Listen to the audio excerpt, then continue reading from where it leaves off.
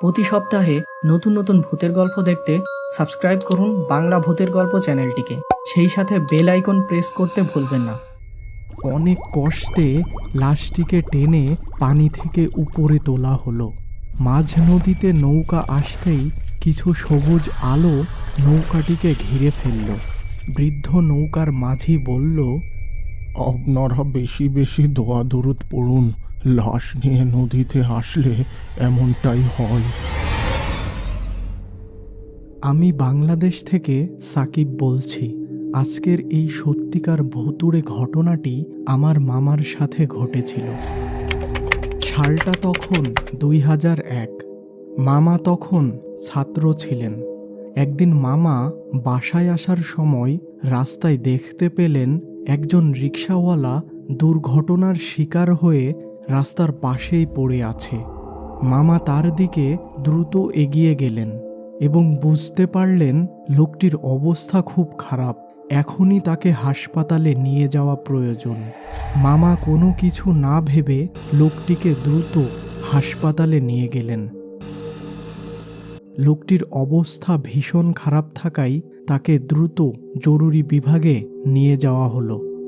হাসপাতালে যাওয়ার সময় মামা তার কাছ থেকে তার বাসার ঠিকানা জানতে পেরেছিলেন। লোকটির আসল বাড়ি হলো চাঁদগ্রাম। জীবিকার সন্ধানে সে এই শহরে রিক্সা চালাতো।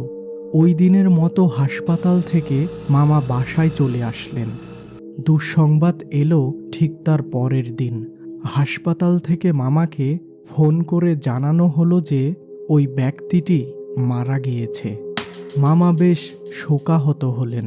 মামা তার মানবিকতা ও দায়িত্ববোধ থেকেই লোকটির ব্যাপারে কিছুটা সন্ধান করলেন, কিন্তু তিনি যা জানতে পারলেন তাতে তিনি বেশ অবাক হলেন। এই শহরে লোকটির আপন আত্মীয় কেউই নেই, তিনি একাই থাকতেন। মামা সিদ্ধান্ত নিলেন ওই লোকটির মৃতদেহ তার নিজের জন্মস্থান চাঁদগ্রামে পৌঁছে দেবেন। এরপর মামা তার এলাকার একটি ছোট ভাইকে সঙ্গে নিয়ে একটি অ্যাম্বুলেন্স ভাড়া করলেন। সমস্ত কাগজপত্রের কাজ শেষ করে হাসপাতাল থেকে লাশটি নিয়ে বের হতেই মাগরিবের আজান দিয়ে দিল। অ্যাম্বুলেন্স ছুটে চলেছে মানিকগঞ্জ মহাসড়ক দিয়ে। পাটুয়ারি ফেরিঘাট যাওয়ার পর বেশ কিছু সময় ফেরির জন্য অপেক্ষা করতে হলো। ফেরি পার হয়ে নদীর ওই পার পর্যন্ত পৌঁছাতে রাত 8টা বেজে গেল। রাতের এই নির্জন রাস্তায় অ্যাম্বুলেন্স বেশ গতিতে ছুটতে শুরু করলো। এত সময় পর্যন্ত মামাদের সাথে তেমন কোনো অস্বাভাবিক ঘটনা ঘটেনি, কিন্তু এই নির্জন রাস্তায় হঠাৎ গাড়িটির যেন ওজন বেড়ে গেল, যার ফলে মামাদের কেমন একটা বাড়তি চাপ অনুভূত হচ্ছিল। আর সেই সাথে গাড়ির গতিও যেন কমতে শুরু করেছে। গাড়ির চালকও ব্যাপারটা বুঝতে পারল না। এবার মামারা খেয়াল করলেন যে সামনের বাসটি হঠাৎ আঁকাবাঁকা চলে যেন একটি গাছের সাথে ধাক্কা খেল। অ্যাম্বুলেন্স চালক দ্রুত ব্রেক করে গাড়িটি রাস্তার পাশে রাখল এবং সকলে ওই বাসটির দিকে ছুটে গেল। বাসটির চালকটিকে দেখে মনে হলো সে খুব ভয় পেয়ে আছে। মামা ওই বাস চালকটিকে জিজ্ঞাসা করল, কি হয়েছে ভাই, এমন আঁকাবাঁকা ভাবে বাস চালাচ্ছিলেন যে? চালকটি একটু ভয়ের সাথে মামাকে বলল, এই রাস্তাটি খুব ভয়ানক। রাতের বেলা গাড়ির সামনে হঠাৎ করে কেউ সাদা কাপড় পরে রাস্তা পারাপার হয়। অনেক গাড়ি চালক এই দৃশ্য দেখে গাড়ি খুব দ্রুত ব্রেক করতে যেয়ে অ্যাক্সিডেন্টের শিকার হয়। এই কথা শুনে মামা কিছুটা ভয় পেয়ে যায়। কিছু সময় পরে মামারা অ্যাম্বুলেন্স নিয়ে আবার যাত্রা শুরু করল। হঠাৎ করে মামা লাশটিকে দেখার জন্য পিছনে তাকালেন এবং যা দেখলেন তাতে তিনি একেবারে হকচকিয়ে গেলেন। লাশটি তার সামনেই যেন উঠে বসেছে। মামা দ্রুত বাকি দুইজনকে এই কথা জানালেন এবং তিনি কিছুটা ভয় ও অবাক হয়ে বসে থাকলেন। চালক অ্যাম্বুলেন্সটিকে আবার থামিয়ে রাস্তার পাশে রাখল। এবার চালক ও মামার পাশের ছেলেটি উভয়ই একসাথে পিছনের লাশের দিকে তাকালো, কিন্তু তারা কোনো প্রকার অস্বাভাবিক কিছুই দেখতে পেল না। কই, কোনো কিছুই তো অস্বাভাবিক দেখলাম না। আপনি কেবলমাত্র একটি দুর্ঘটনা দেখলেন, তাই হয়তো ভুল কিছু দেখেছেন। আবার গাড়ি ঠিকমতো চলতে শুরু করলো। কিছু দূর যাওয়ার পর হঠাৎ করে গাড়ি চালক দেখতে পেলেন যে গাড়ির সামনের রাস্তায় সাদা কাপড় পরা একজন দাঁড়িয়ে আছে। গাড়ি চালক অনেক ভয় পেয়ে গেলেন এবং সঙ্গে সঙ্গেই ব্রেক করলেন। মামা এবং তার পাশের ছেলেটি বেশ অবাক হলো। দেখেন তো সামনে কে? মামা এবং তার পাশের ছেলেটি কিন্তু সামনে কিছুই দেখতে পেল না। তখন তিনজনই বুঝতে পারল যে তাদের সাথে খুব খারাপ কিছু হতে যাচ্ছে। ঘড়িতে সময় তখন রাত 10টা। এরপরই শুরু হলো নানা প্রকার অস্বাভাবিক ঘটনা। পিছন থেকে কারো নাম ধরে ডাকার শব্দ, আবার কখনো ভীষণ কান্নার শব্দ, কিন্তু কেউই সাহস করে পিছনে তাকালো না। এভাবে অ্যাম্বুলেন্সটি পদ্মা নদীর কাছে এসে থেমে গেল। এখান থেকে নৌকায় করে লাশটিকে নিয়ে যেতে হবে।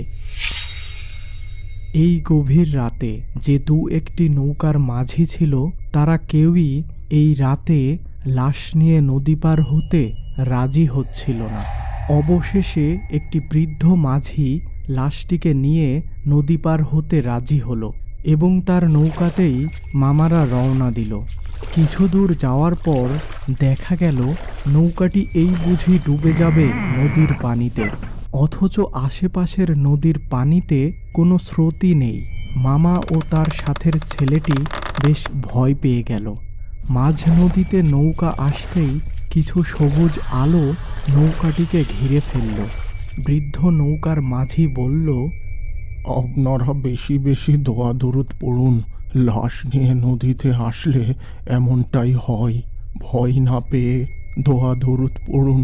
আনুমানিক 1 ঘন্টা পর নদী থেকে নৌকাটি একটি খালে চলে আসলো। খাল দিয়ে কিছুক্ষণ যাওয়ার পর নৌকাটি আবার হেলতে দুলতে শুরু করলো। মামা ভাবলেন এবার হয়তো নৌকাটি ডুবেই যাবে,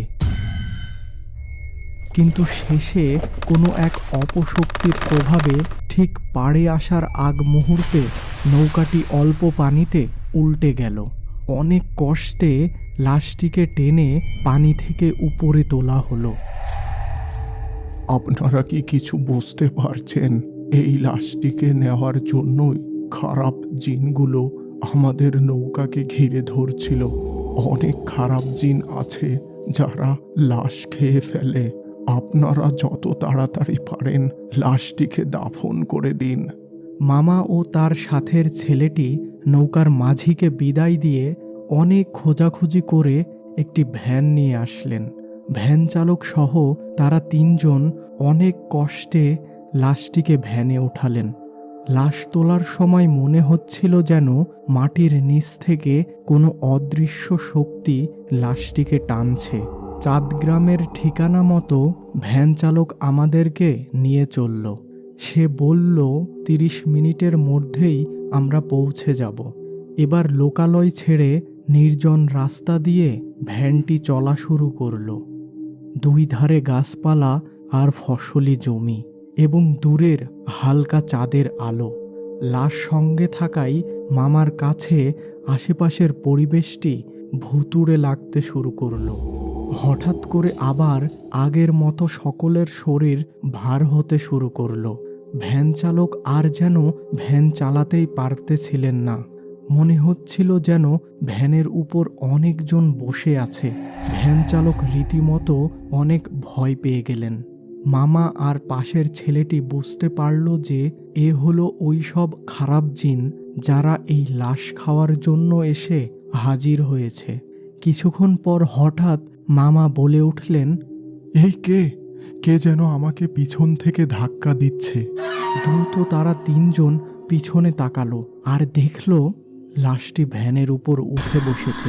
এই দৃশ্য দেখে ভয়ে চিৎকার করে মামারা ভ্যান ছেড়ে দৌড় শুরু করলো। কিছু দূর যাওয়ার পর মানুষের বসতবাড়ি দেখতে পেয়ে ভ্যান চালক হাঁকডাক শুরু করে দিলেন। এই চিৎকার চেঁচামেচিতে বেশ কিছু মানুষ সেখানে একত্রিত হলো। ভ্যান চালক উপস্থিত সকলকে সমস্ত ঘটনা খুলে বললেন। এরপর কিছু মানুষ গোটা কয়েক মশাল জ্বালিয়ে ওই লাশের উদ্দেশ্যে রওনা দেয়। সেখানে পৌঁছে তারা যা দেখতে পেল তাতে সকলের বুক কেঁপে উঠল। লাশটির মাথা থেকে কোমর পর্যন্ত কিছু একটা ভয়ানকভাবে খেয়ে ফেলেছে। উপস্থিত সকলে ভয় পেয়ে গেল। এবার দ্রুত ওই আধা খাওয়া লাশটিকে পাশের একটি কবরস্থানে দাফন করে দেওয়া হলো। ওই রাতটি মামারা ওই এলাকার একটি বাড়িতে থেকে গেলেন। বাকি রাতটুকু মামা ও তার সাথের ছেলেটি কোনোভাবেই ঘুমাতে পারলেন না। কেউ একজন বাহির থেকে যেন তাদের নাম ধরে ডাকছে। ভয়ে ভয়ে রাতটি জেগেই পার করলেন তারা।